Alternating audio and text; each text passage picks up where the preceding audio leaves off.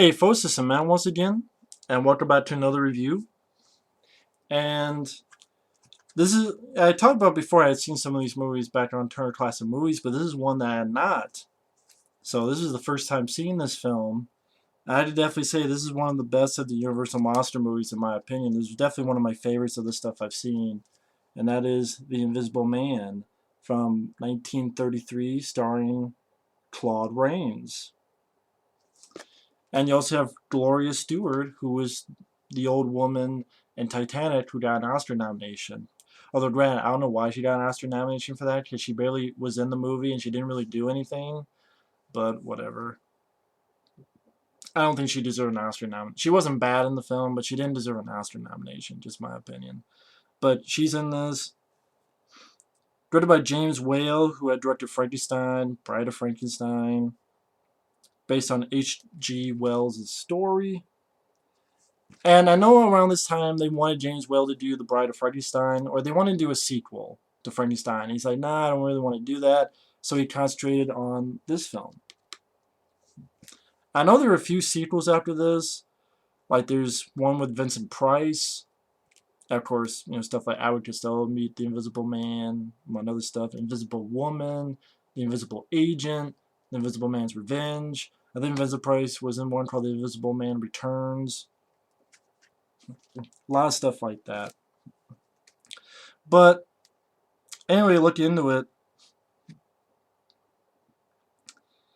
You have Now You See Him, The Invisible Man Revealed, production photographs, feature commentary with film historian Rudy Belmer, and 100 Years of Universal Unforgettable Characters, which is not really just about horror, it's just about characters in general and Universal, and a trailer gallery. I didn't listen to commentary because Rudy Belmer is a very boring guy on a commentary. He's one of those guys you listen and you fall asleep. So really I just watched the making of, and about the H.G. Wells story and how it took a little while for this to come to pass. James Whale directing it and how he directs, and Claude Rains, how he got hired, and so on and so forth. How he had done a screen test and it was actually an awful screen test, but James Whale heard the voice. He really likes the voice. Just for the most part, you just until the the last shot where he reappears. It's just his voice, Claude Rains' voice. And I really enjoyed this film. I really, really enjoyed this film. I had a lot of fun with this movie. I thought it was very well done, very fast-paced. Uh, the beginning where, these people just having fun at this bar, at this tavern, and then this guy comes in with all these bandages. And I thought Claude Rains did a really great job as a guy who would sort of take no shit. You tell he's crazy, insanity. If you're wondering what I'm doing, I'm trying to look up quotes from the film. But I thought Claude Rains pulled it off very, very well. And he's just a power mad guy who is just, at this point, doesn't want to be disturbed. He's, an asshole, rude. Is, like even a little bit later on, he talks to a cop. He's like, "I give you a last chance, leave me alone. Alright, you fools, you brought on yourselves. Everything would have come right if you'd only left me alone. You drove me near madness with your peeping through the keyholes and gaping through the curtains, and now you suffer for it. You're crazy to know who I am, aren't you? Alright, I'll show you." That's where he like takes off this rubber nose, and here's a souvenir for you, and then takes off these goggles. You see, there's no eyes, and one for you. I'll show you what I am. And he like unravels it, and then even the cop goes, "Look, he's all eaten away.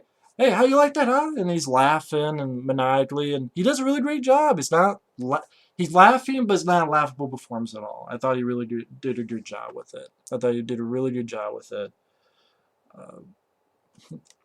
But again, he just wants to be left alone in his room, and even to a point where he begs, "I know I don't have the money for you, but just let me stay here. Just let me complete it." But at the same time, he's being consumed by madness. And he just Claude Rains really knocked out of the park. And for 1933, you have some really good special effects. Like a woman comes in, who was also in Bride of Frankenstein. The girl I said, well, I will say because it comes out after this. It's an actress who would appear in Bride of Frankenstein. I found her really annoying in Bride of Frankenstein. She played Minnie in Bride of Frankenstein. Here, I could deal with her because it was sort of in small dosage of her acting. But she's like the woman that brings him food and such like that. But they haven't been paid rent, so she gets her husband or whatever to go up, and the guy gets his ass kicked and thrown down the stairs. I like them on before. Like, again, some of the special effects are pretty good. Like when she goes in and he puts a napkin up, and then she assumes that he was in a bad accident because all the bandages. And when she leaves, he puts the bandage down and the napkin down. You see that he has no jaw because he's invisible. I thought for 1933, the special effects are really good for 1933. I think they're really good. And there's a lot of stuff happening in this film. It's like I said, he beats up the guy, throws him down the stairs when the constable, whatever, comes there. That little speech I was talking about. He unravels himself. Uh, he pretty much beats all the guys up in there. They look through the window. And he's like, "What? You think I'm going to go through the window? I don't need to do that." And beats everyone up. Goes in, smashing glasses, and pretty much is like, "Fuck up the town." He's like, takes old guy's hat off, and calls him grandpa or "Hey grandfather" or "Hey grandpa," and like throws the hat. He takes a rock and throws it through a window, steals a guy's bicycle, and then throws it at them. Like, he's just doing all this kind of stuff. Just does all this kind of stuff, and pretty much he gets to this guy who was his friend before, his partner, and comes to him and of course scares the shit out of him. Threatens him, "You better sit down or I'm gonna break your neck because I'm stronger, and I'll do it." And you believe Claude Rains could do this, and you believe why this guy's leery of this. A guy who looks like this with a voice like Claude Rains. And Claude Rains has a great voice for it, and his character, I mean, he's crazy. He's not really, I can't really say sympathetic. I mean, you find out that he was doing these experiments, and there was this certain flower or drug that he put in that he didn't know, but it makes you go insane. It drives you mad. So he's been driven mad because of this drug that he didn't know anything about. That's what it could do when he was doing this experiment on invisibility. And he's trying to get back to being visible. But then he's power mad. And he says, like, "I could do anything."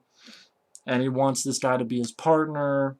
And pretty much almost like his slave. Like, he even talks about, let's see if I can find the dialogue in this.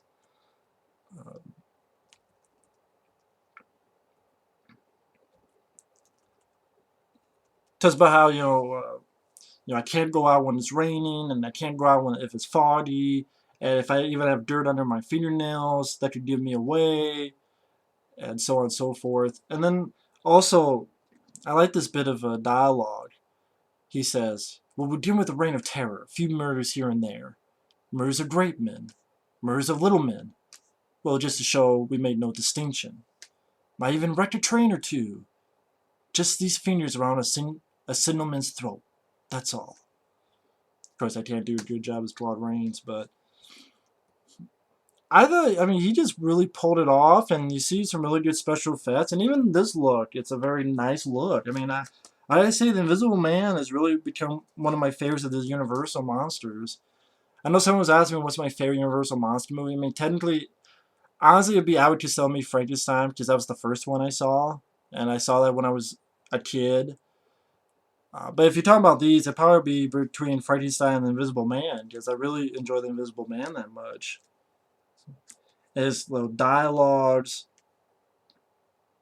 He wants his partner to them to go back so he can sneak in to get his books. And at this time, some other police have come by to that tavern saying that these people are pulling a hoax. Come on, the Invisible Man. And the Invisible Man And yeah, I thought the effects were good. You know, getting the books, you see the books by themselves lift up and piled up and taken out. Again, you know they were done with wires and stuff, but I thought very well shot by James Whale and the people working on it. It was very well done. And he even, you know, scares the shit out of him again and even kills the police guy there, smashes his thing across his head. I mean, no blood or anything because it's 1933. But, you know, kills that policeman. And then you have Gloria Stuart as his woman. Pretty much she gets a phone call from the partner after all this stuff happens. And they go off and she and another guy meets. And the Invisible Man treats her well. Even though he has these crazy speeches. Like, power, I said. Power to walk into the gold vaults of the nations, into the secrets of kings, into the holy of holies. Power to make multitudes run squealing in terror at the touch of my little invisible finger. Even the moon's frightened of me, frightened to death. Those worlds frightened to death. Then he sees, like, cops come in, like, cops are coming.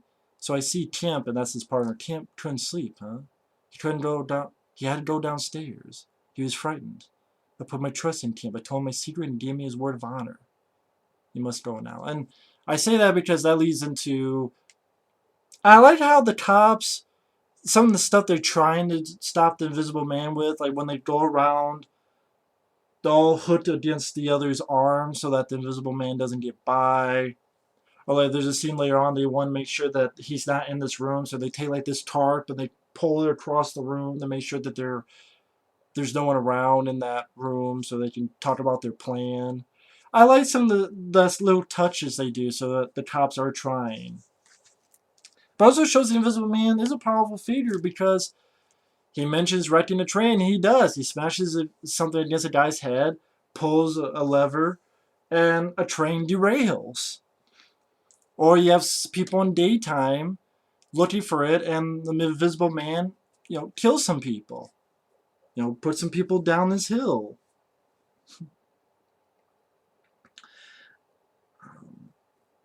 That scene when all the cops are around the building, he's fucking with the cops, he's lifting the cop, and just being mad gives you a little bit of strength. Throwing the cop around, fucks with them, even takes the cop's trousers, puts it on, and scares a woman. And he's like galloping down the street, you just see the pants. And he's like laughing, and he's like, Nutsa-May, on a winter morning. I mean, he's having fun being crazy and insane.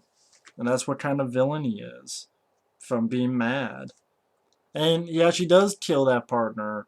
Talks about how I'm going to let this car go, and he's tied the guy up in this car, and pretty much describes all that's going to happen to him. That his arm's going to be broken, then his neck's going to be broken, and he kills that guy. So this is a villain that's doing some business. And pretty much his downfall is a ironic thing where he's simply lying in some hay. A farmer goes in, sees some stuff, tells the cops. Cops get there. It's snowing, so when the Invisible Man comes up, he's walking, and they're able to shoot him. And then Gloria Stuart sees him last time, and when he dies, his real self is revealed. The Invisible Man, I thought, was a very well done movie. I thought, you know, the rest of the cast was fine, but I thought Claude Rains is a great villain, intimidating. His speeches, I liked his speeches of power, domination, or his, you could tell this guy was going crazy, you could tell this guy was mad.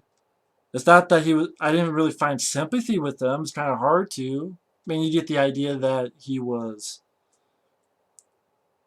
But they didn't show that. They didn't show him being a nice guy and then being put into madness. He starts off as the Invisible Man. He starts off as crazy. You just get the idea through dialogue. And again, he treats Gloria Stuart right. He's never mean or rude to her. Doesn't slap her, doesn't yell at her. Treats her fine. which is, I thought was an interesting touch. Because the typical thing would be that he's yelling or smacking her across the face or pushing her, but no, he treats her well. I mean, look at that. He's even, kissing her hand and telling her, I'm going to get visible again, and then I can sell my secrets to the world. But I just had a lot of fun with this. I mean, I know this isn't as long of a review as other movies and other films, but I kind of left some. I mean, that's pretty much all that happens in the film. But it was like, I thought it was some really good special effects. Just having the head unwrapped and you just see the coat, or you just see the trousers, or you see glasses being pushed off, or doors opening. Again, nowadays you could do that easily with technology today, but 1933, a bit more impressive. Again, Claude Rains, this is really his first role, and he knocked out of the park. And it's just mainly a speaking role, but still, it's probably him and these bandages, but you don't see his face, and it worked well. He gave a great performance. The music was fine. James Whale did a fine job directing. Is that a boring film where nothing happens? There's a lot of stuff that does happen. And again, I like the little touches the police do to try to stop the Invisible Man. Again, I'm not going too in depth in this in case people want to check it out, and I think it's a great one. It's definitely become one of my favorites of the Universal monster movies.